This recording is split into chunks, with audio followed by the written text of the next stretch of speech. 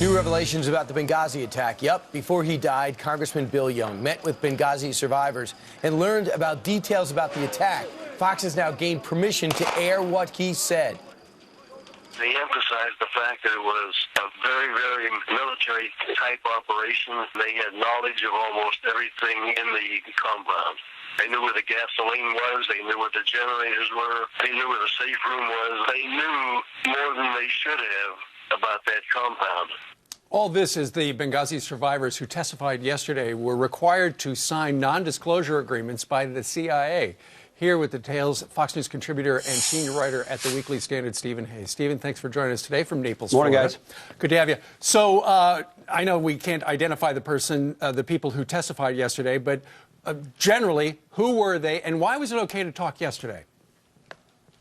Well, there were three CIA-affiliated personnel who were on the ground and engaged in the fighting in Benghazi. These are people who are actually there, who were helping in the fighting. As I understand it, one of them was standing next to one of the Americans who was killed during the fighting in Benghazi during those attacks. So these are people, I think, at least by experience, bring a fair amount of credibility and are able to give a perspective that nobody else has been able to do, particularly in the aftermath of the problems with the 60 Minutes report. Yeah, so how significant is it what Bill Young said before he passed away?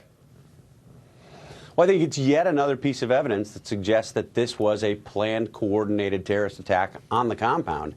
And the fact that somebody like David Ubben, who was the source for Congressman Young, knew that and was telling that to congressmen and presumably telling that to folks when he was interviewed, whether it was the FBI, whether it was State Department folks, when he was interviewed upon leaving Benghazi, I think is suggestive that the administration knew this probably a long time before they let us know that this was a planned, coordinated terrorist attack. Sure. And no doubt, Stephen, the administration has not wanted this story out. And what's interesting is, we've kind of heard back channel that the CIA guys were asked to sign non-disclosure agreements so they wouldn't reveal any of the details. CIA came out and said, no, we didn't ask them to sign anything. They had to sign them, didn't they? Yeah, I mean, this has been really sort of a long simmering dispute kind of behind the scenes, Steve, as you suggest. And, it was the position of the CIA, no, we did not ask them to sign non-disclosure agreements. They were not subjected to additional polygraph tests. John Brennan wrote a letter that the CIA eventually released with a categorical denial that they were asked to sign any new non-disclosure agreements related to Benghazi. And that was a lie. That was a lie. It turns out they were asked to sign these things at the memorial service for two of the CIA-affiliated guys who were killed in the attacks. The survivors were then presented with new non-disclosure agreements that, while they didn't mention Benghazi, obviously were related to Benghazi. Their lawyer says they were related to Benghazi. They were presented at the memorial service. These were Benghazi survivors. They came back.